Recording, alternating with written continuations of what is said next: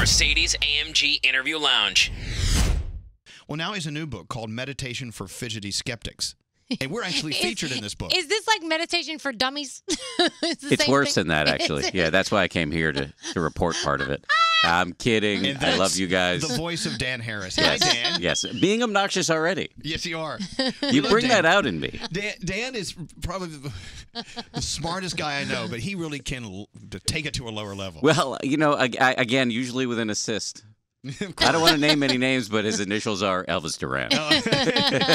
Okay, look, before we get started, okay, if anyone's sitting there and going, maybe I can turn on Light FM and listen to a ballad, so I don't have to hear about meditation because I don't understand it, so why learn now?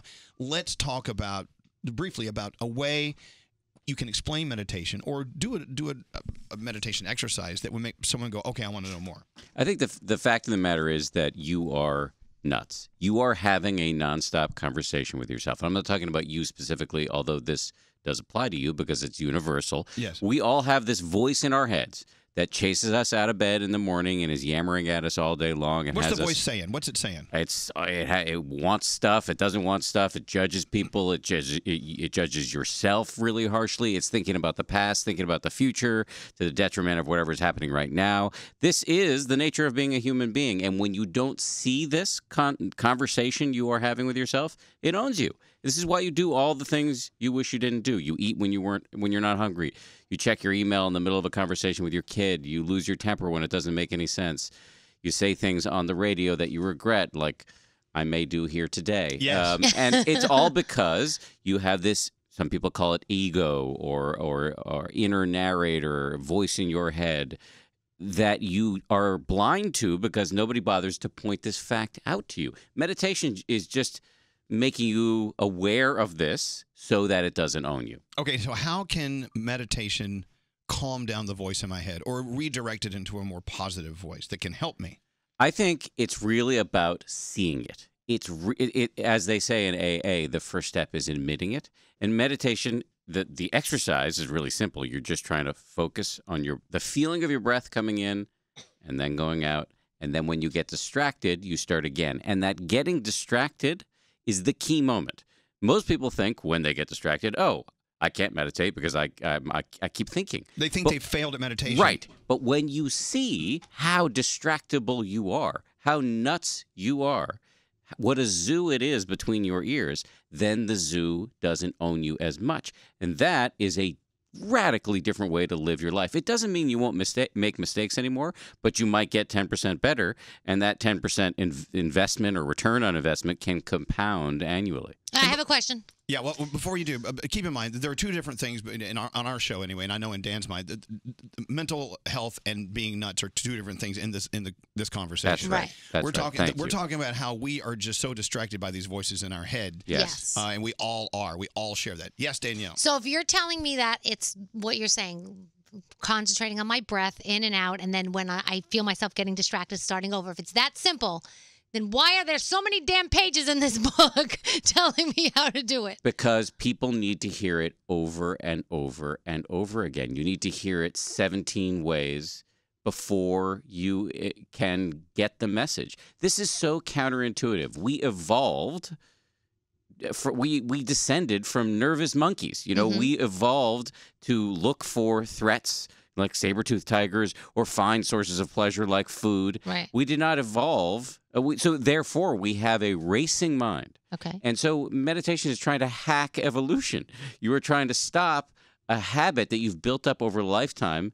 And, by the way, a habit that's built up over lifetimes preceding you of all your forebears who got here by avoiding threats and finding sources of pleasure. And that is what we're trying to help you do. And it's not a miracle cure.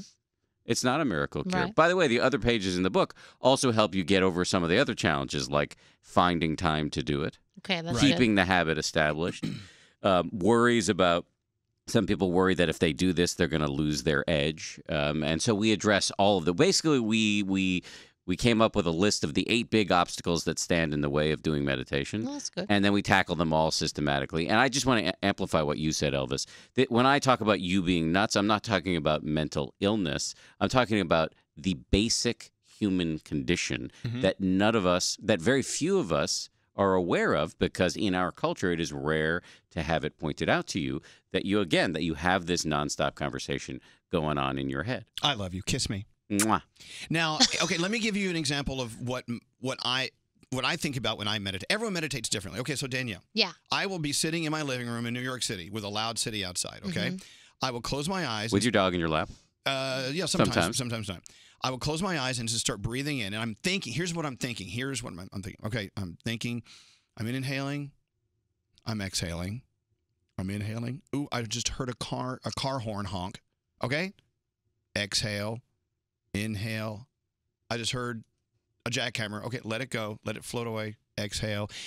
And so what you're doing is you're training your mind through the control of you're controlling your mind by forcing those other thoughts out and just getting back to one thing, which is breathing. Right. It's pretty simple. The cliche is that it's simple but not easy.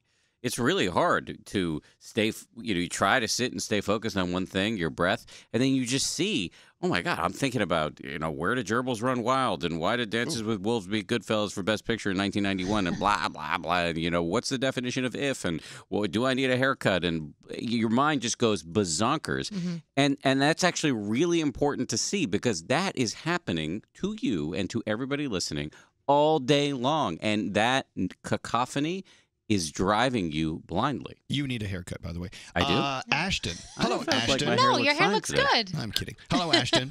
I do love you, though. You can give me grooming advice anytime. Ashton, so Dan Harris, the guy who is preaching about meditation but can't focus. Wow. Ashton. Wow. That hurt a little. Now, did you read his first book, 10% Happier, or did you? I did. Okay, so, did you know what meditation was before you read the book? I kind of did, but I was afraid to try. Right. It just wasn't in your circle. Right. I got it. It wasn't. So but what the happened? amount of F words that he uses in the book really got me thinking I might be normal. Right. So now where are you today after reading 10% Happier? So after I read the book, I actually ended up, I suffer from a little bit of anxiety, so I was relating for sure. I ended up going through about a year of training and started a nonprofit. And now each week I go around to schools in my county and I'm teaching almost 1,000 kids how to meditate these days. Wow. That's pretty Wow. cool. Okay, so Dan's Damn. ego just exploded. Yeah. But look at that. And Not Ashton, my ego, for lack of a better word, my heart. isn't that great? Aw. So Ashton, not only are you helping all these kids and all these the educators who are with the kids, but look what you've done to yourself. This is fantastic. Oh, yeah. Wow. So the new my life book, completely. My family says it changed their lives, too. the new book is Because I'm a meditation different meditation for Fidgety Skeptics. They actually interviewed us in this book. It's kind of wild. I want you to pick it up and make sure you read it next. It really is great. It's another great teaching tool for you, and it's a great learning tool for the rest of us. I've already bought it. I just haven't read it yet, but I will. Yeah, books are so decorative, aren't they? Just buy them and put them there. Don't read them. Now, Dan, do you Hold on a suggest second. Thank you very much. if you are a skeptic, read maybe this one first and then the other one? The 10% Happier is more of a memoir kind of beach read. It's really fun. I think people think it's fun because I tell a lot of embarrassing stories about dumb stuff that I did, including having a panic attack on national television, which was unpleasant and inconvenient. The second book is much more practical how-to. So pick your poison. Okay. I like how you. My publisher would like me to say buy them both, but That's I think good. you can buy one. On Amazon, they suggest both. It says here, you're quoting me. Elvis says, "I'm still moody. I'm still an awful bitch." That's great. Thank you. Why is everybody laughing so hard in the studio? Why do you think that is? Okay. Wait. Let's talk about that for a second. Why do you think everybody laughs so hard about that quote? It's a nervous laugh. Because I am. I have an edge. People say, "Oh, you're the boss," and I'm not. I say, "I'm not the boss. I'm just the loudest guy." That's the only difference between me and everyone else in this room. No, you're the boss. No, hold on. Dan, do me a favor. Don't leave the room. You want me to stay here? Yes, please. Do me another favor. Let someone else listening going, okay, I still don't understand the meditation thing. Give us a simple, maybe something off the app. The app is fabulous, by the way. Give us something we can go to right now that's not going to put drivers to sleep. Sure. Okay, here we go. Okay, so on the app, we have these 60-second meditations, which I think are really important because one of the things that really stops people from meditating is the belief that they don't have time to do this. So let me just walk you through how a 60-second meditation could go. And if you're driving, Keep your eyes open. So let's just do it for drivers, for example. Okay. So this is just going to be 60 seconds. You are going to keep the radio on, although if you're doing this on your own, you would often turn it off. And you're going to just do this really unusual thing of feeling the sensations of having your hand on the steering wheel. Okay. And then when you get distracted by the sound of my voice, by the thought of, why the hell am I doing this? Who was Casper the Friendly Ghost before he died? All of the random thoughts that pop through your head, that's cool. Just bring your attention back to the raw data of the physical sensations of your hands on the steering wheel. And if you're at home, maybe just close your eyes and focus on your breath. But drivers, just again, you're just trying to bring your attention to the feeling of your hands. What does it feel like? The contact between your skin and the steering wheel. Maybe you're seeing something on the road. Maybe somebody's cutting you off. That's cool. Do what you got to do. And then bring your attention back to that feeling of your hands on the steering wheel. And it's this exercise of seeing how distractible you are and starting again. That is a bicep curl for your brain, and it rewires your brain. We see on the brain scans of meditators that the areas of the brain associated with focus, with self-awareness, with compassion, the gray matter literally grows. And in the area of the brain associated with stress, the gray matter literally shrinks. Just through the simple thing of trying to focus on one thing at a time, either your breath, or the feeling of your hand on the steering wheel, and then getting distracted and starting again and again and again. That changes your brain, changes your life. So if you can do it for 60 seconds, great. If you can find yourself doubling the time, fantastic.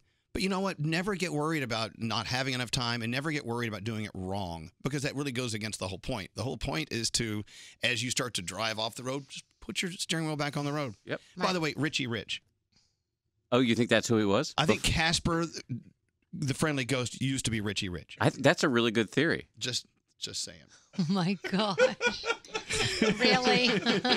I like that. No, I do. Maybe that's true. I'm sorry. Let me put my hands back on the wheel. I think you said something really important there about don't worry about doing it wrong.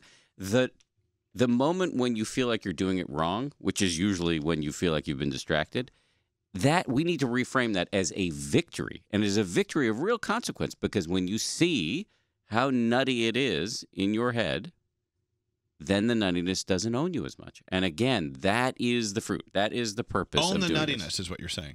Yeah, or just if you see it clearly, if you see, right now I'm just craving a donut. I'm having like weird thoughts about donuts. Then you can have a wise conversation of like, do I really need a donut right now? Do I want a donut because I'm bored, because I'm lonely, because I'm upset about something? Or is actually, you know what, I deserve it. I had a good workout this morning. It's donut time. That kind of rational conversation often doesn't happen. Okay, so back to meditation. One of the things I loved, that is meditation, sorry, that I loved about the first book, leading into the new book, is how many people are meditating that we're not aware of. I mean, the military uses meditation. Huge corporations are using meditation. Talk about examples of mass numbers of people who are en masse meditating. Yeah. And what it's doing for them. I mean, I think that this is really the next big public health revolution, because you're seeing... Did you almost say cult? I was going to say cultural revolution, okay. and I realized that's probably not the right term. But public health revolution. Right. And I actually am looking to start a cult, and if anybody... I need some members, so just hit me up on Twitter. I, for example, major corporations. So my company, the 10% Happier Company, we've done some work with Apple through our app. Google is in the game. Procter & Gamble, General Mills. These are the big people who make Hamburger Helper, and they have meditation rooms in every building in their corporate campus in Minnetonka, Minnesota. Does that glove actually meditate? Wow. But also the military, though. The U.S. military. Because if you're in the military, you have to be laser focused around the clock. Even when you're asleep, you got to be ready to be laser focused. Yeah. The best way to do it is to be able to clean the mind out and boom, be on it. The Army and the Marines are spending tens of millions of dollars to research whether meditation can make troops in the field less reactive. In other words, they make better decisions in the field. And then also on the flip side, when they come home, more resilient in the face of a scourge of PTSD among our veterans. And that is the results of these studies, the early results, are really promising. So we're looking at a future where meditation may be taught in basic training, which is incredible. It's also taken off in the entertainment world. Lena Dunham, Katy Perry, 50 Cent, as I like to say, that guy got shot 9 times. He deserves some peace of mind.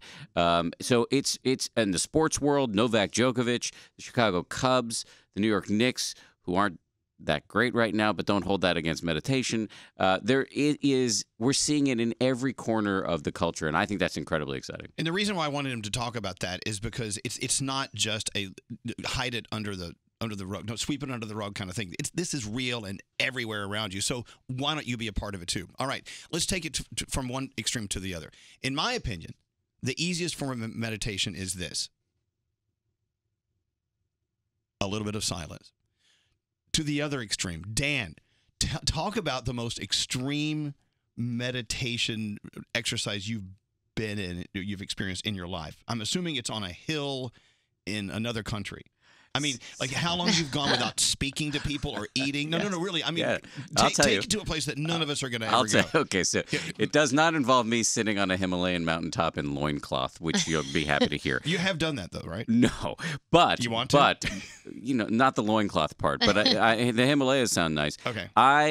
Every year or so, I do a 10-day silent meditation retreat. And where is that? What do you do? So I've done it there's a place in Massachusetts that I love. And there's another place north of San Francisco that I love. The place in Massachusetts is called the Insight Meditation Society. This, by the way, I hesitate to talk about it because I really believe that 1 minute of meditation is totally enough for the average person. But I'm writing books about this thing, and I'm really interested in it, so I'm trying to go deeper. Okay, so you 10 show days. Up. You show up, yes. and what happens? You give them your cell phone and what? They don't actually take your cell phone. You are highly discouraged from using it. So okay. I'm a good boy. I'm a rule follower. I don't use the cell phone. You don't do any talking. Except every other day you talk to your teacher for like a couple minutes just to check in about how's the practice going, et cetera, et cetera. It's vegetarian food, and you are basically meditating all day long, every day, from 5 in the morning until 10 o'clock at night. So even when you're walking around, you're meditating. I mean, yes, they encourage you. Every step, every bite of food, everything you do should be a form of meditation.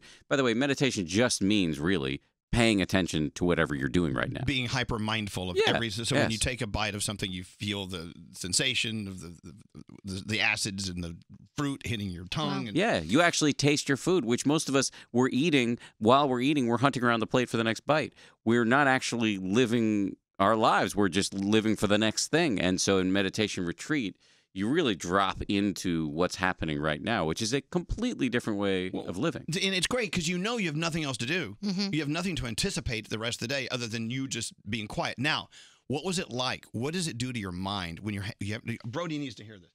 He's the loudest person I know. What happens to your mind if you're quiet for 23 hours and 58 minutes every day? Brody, by the way, for this whole conversation, has been looking at porn on his computer. Yes, of course he has. He's very mindful of the porn. Anyway, so what does it do to you if you go 10 days Brody just gave me a look like you will pay for that, Harris. 10 days without talking. 10 days without talking. So I got to be honest, it kind of sucks, especially at the beginning. You're just like, I find that my mind rebels. I'm like, why am I here? I could be home with my kid. I could be with my wife. I could be eating ice cream and watching Netflix, or listening to Elvis Duran. My mind's just going nuts. What happens for me generally is that a few days in, the level of inner chatter just starts to die down. And when that happens, when the mental chatter starts to die down and you're actually in the, again, this is a bit of a cliched term, but present moment, you are wherever you are right now. You're experiencing whatever there is to be experienced right now. That is often accompanied by a big blast of really pleasurable feelings, serotonin, dopamine, neurotransmitters that are linked with positive emotions. And I've had some of the happiest moments of my entire life in this context. And so these are the breakthroughs. I mean, for instance, yes. Can you just describe what that felt like? Yes. I mean, other than you're stoned. I mean, it doesn't feel like you're stoned. Okay, what does it feel like? It actually it's like you are incredibly sober. You are seeing how fast, how rapidly the mind works. That in any given moment, there is so much happening. Right now, some of this is happening outside of your conscious awareness, but you're feeling what it feels like to have your tush hit the chair. You're feeling the air on your face. You're thinking about what you might say next. You're thinking about what's for lunch. You're feeling the weight of that beautiful blazer on your shoulders. You might be feeling a knee pain. All of this is how you might be hearing something. All of this is happening with an incredible rapidity. Right. Most of us are not aware of the amount of sensory input in any given moment. Do you understand what he's saying? We're lost in our stories. We spend much of our lives in an autopilot, in a fog of rumination or projection. We're lost in these habitual stories. When that dies down, you're actually aware of what your life consists of on a moment-to-moment basis. And much of it, by the way, is quite beautiful. Like your surroundings can be quite beautiful. The other people around you can be quite interesting and compelling, even if you're not talking to them. The fact that you're alive can become the weight of your very existence can come bearing down upon you in a way that is normal. You're not thinking about bills that need to be paid, and you're just thinking about, wow, I can smell the scent of a flower somewhere. Yes. It goes to that, but that's 10 days of that. Yeah. Yes. That's got to be really freeing. And it can be really hard. It can be because you do start thinking about your bills or whatever. That stuff still does come up, but it doesn't stick around as long. You realize that anger, let's just take anger, an emotion we all experience. Anger, I know it very well. So do I. I have a lot of rage. And what happens... Froggy is the cause of most of my anger. Froggy. We're going to pick on the dude who's in Florida. So, no, isn't that right? I envy the weather, Froggy, but I have no rage toward you. Okay, good, thanks. We all get anger. But we tend to, anger on its own would last a couple of minutes if you didn't feed it through neurotic, compulsive thinking. Re-upping the story. Why did she say that thing to me? Blah, blah, blah. You can make anger last hours. Yes. You can make anger last a lifetime. And the amount This happened yesterday. Right. And I tried something different. It wasn't meditation, but, and sorry to interrupt you, but it got me excited. Go. Like Nate and I had a fight yesterday. Yes. And, whatever it was about. And normally, all day long, I'd be rehashing it, or I would repeat the story and be like, what a jackass, and blah, blah, blah. I bet you've actually yelled at people in your car by yourself, pretending they were there. But I didn't yesterday. Nate came in and apologized, and normally I'd still be pissed, but I said, you know what? I'm going to let it go, and I'm not going to rehash it all day. Somebody actually brought it up to me later on in the day, and I quickly glanced over it and said something quickly and moved on. And I did not let it take over my entire day. And I honestly feel like it did something different than what would have normally happened. I'm looking at Nate. He looks a little pissed. So another thing meditation can teach you to do is just be in the moment and let things go. Yeah. Which is sort of, you practice that a little bit. I guess by the way, did. the fight was over the fact she ate chips of his. Okay, move on. You don't even want to know. But I think that's really important. We have these powerful emotions that come up for us, and naturally they would arise and pass, right? The anger would come up and would go away. But we're just voluntarily suffering because we just tell ourselves the same stories. We get into this whole woe is me thing. And you tell everybody, do you know what he did to me? Yes, and then you act toward your husband or your children in ways that you later regret. It becomes this big cycle. What you see on meditation retreat, and this is available to anybody who's doing just a minute of meditation, is actually you can just let the emotion pass, get curious about how does it feel to be angry, but you don't have to feed it through this compulsive thinking. And that is where the life change happens. How much of our lives, and we're way over time here, I'm sorry, but how much of our lives have we wasted over things that don't matter, we've already figured out in our minds and our hearts, but we don't move on? Yeah. How many years of our lives have we flushed down the toilet and we didn't enjoy them because we were too busy being pissed? Yep. So anyway, meditation. This book, Meditation for Fidgety Skeptics, that one and the original one, 10% Happier. By the way, a friend of mine was only 9% happier, and he wants he wants a refund. He wants a refund. That's Dave Brody. Yeah. He wants to know if you can give him a little refund. Dan Harris, fantastic. And thank you for putting us in your book. It's an honor to be a part of this. Thank you for letting me come in here and spend time with you guys on so many occasions. It's always a pleasure. I really love you guys. So always Good Morning America on the weekends. And, of course, you're still doing Nightline. I do Nightline, and I spend a lot of time working on this 10% Happier app, which you can download for free. And so, yeah, I got a lot going on. All right, Dan Harris. And have a kid. And applause.